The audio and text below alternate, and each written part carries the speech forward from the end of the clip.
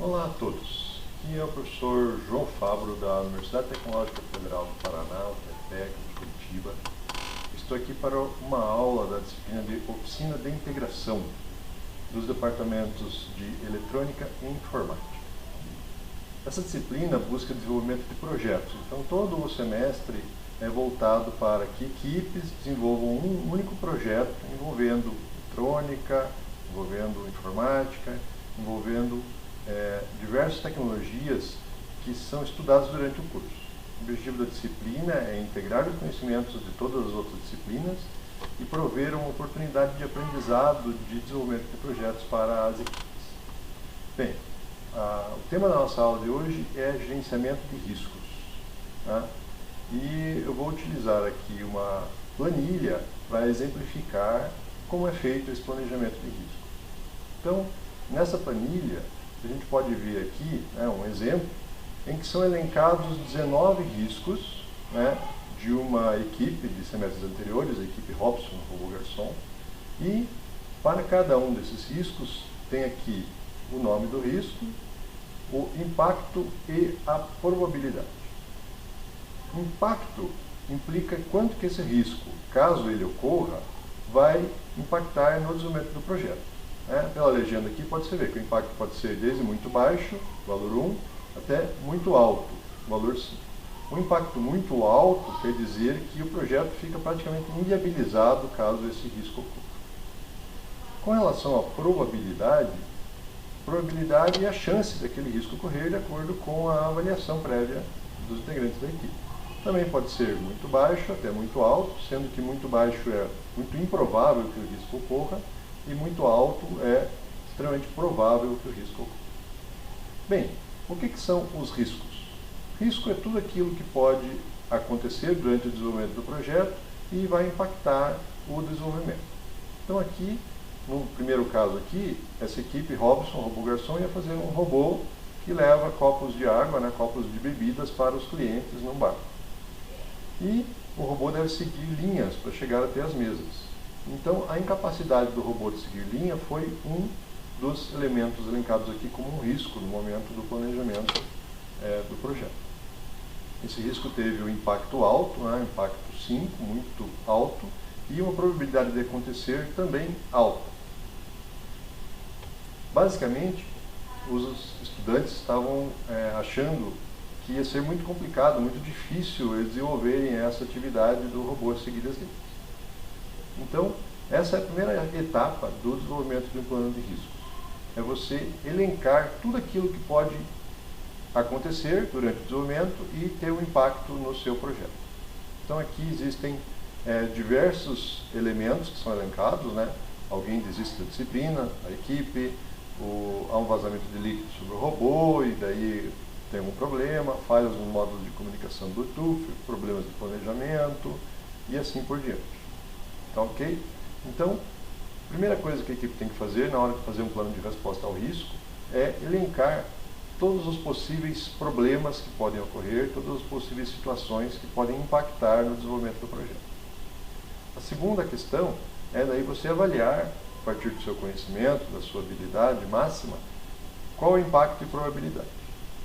Posteriormente a isso, é necessário fazer então uma ordenação em ordem decrescente do valor da coluna E, aqui que é a multiplicação do impacto vezes a probabilidade. Observe, um risco de impacto muito baixo e probabilidade muito baixa vai ser 1 vezes 1, multiplicação 1.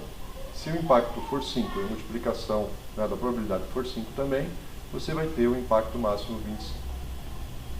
Bem, ordenada então essa lista de riscos pela probabilidade versus impacto, ordenada de forma decrescente, o que a gente pede na disciplina é que os estudantes, para cada um dos 10 riscos de maior impacto vezes probabilidade, façam um plano de resposta ao risco. O que é um plano de resposta ao risco? É um documento texto, como este aqui, em que você apresenta o nome do risco, a identificação do risco, com sua denominação e uma breve descrição, o número de identificação naquela planilha, seguido da avaliação e uma pequena explicação de por que aquela avaliação foi feita, tanto do impacto quanto da probabilidade. E em seguida chegamos à etapa importante, que é o desenvolvimento da resposta ao risco. Ou seja, que estratégias e ações podem ser utilizadas para eliminar completamente esse risco ou reduzir o impacto ou a probabilidade desse risco no seu projeto. Tá? Então, vamos falar um pouco sobre isso, retornando aqui à nossa planilha. Vou fazer aqui um zoom out para a gente ver o restante da planilha.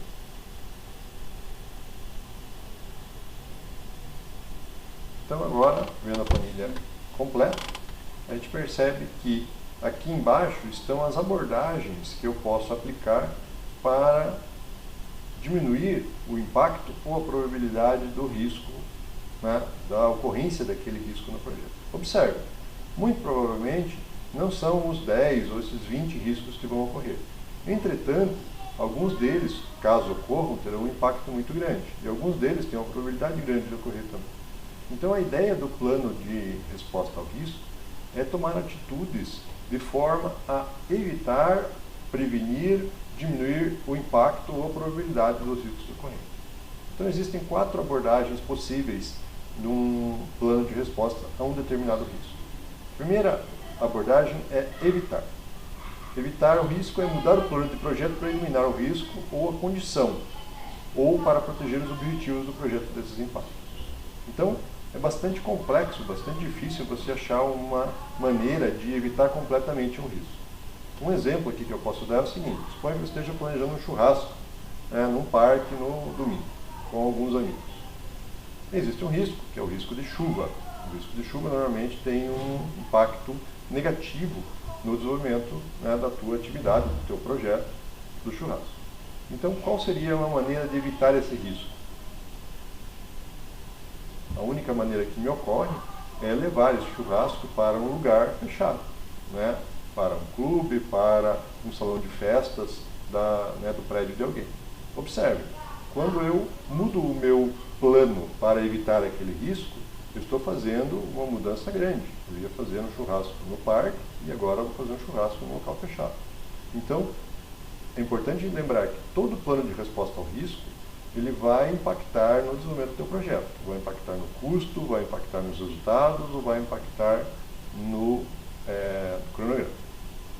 Bem, a segunda opção do plano de resposta ao risco é você transferir o risco para um terceiro. Isto, usualmente, se faz através de terceirização de etapas do projeto para uma outra empresa, então o risco passa a ser dessa empresa, você paga ela para assumir o risco, ou então você usa algum tipo de seguro. Na disciplina, nenhuma dessas opções é viável, então você não consegue transferir o risco para uma terceira parte. A terceira opção, que é a mais comum, é o mitigar. Mitigar é diminuir tanto o impacto quanto a probabilidade desse risco, e caso ele ocorra, dele ter um impacto muito grande no teu projeto.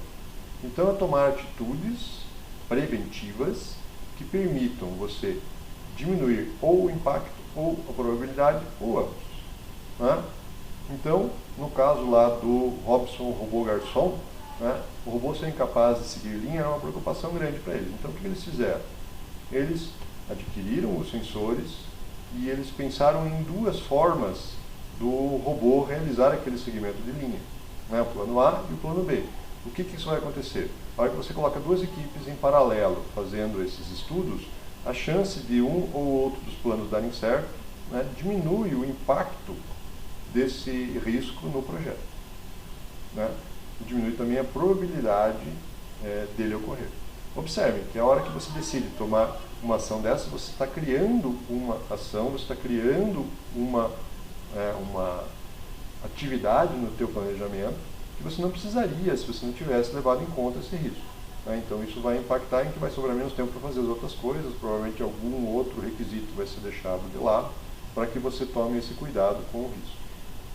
Isso implica também em custos, isso implica também em uma diversa gama de ações que você tem que tomar antes que o risco se concretize. Isso é muito importante. Você quer diminuir a probabilidade ou o impacto desse risco no teu projeto.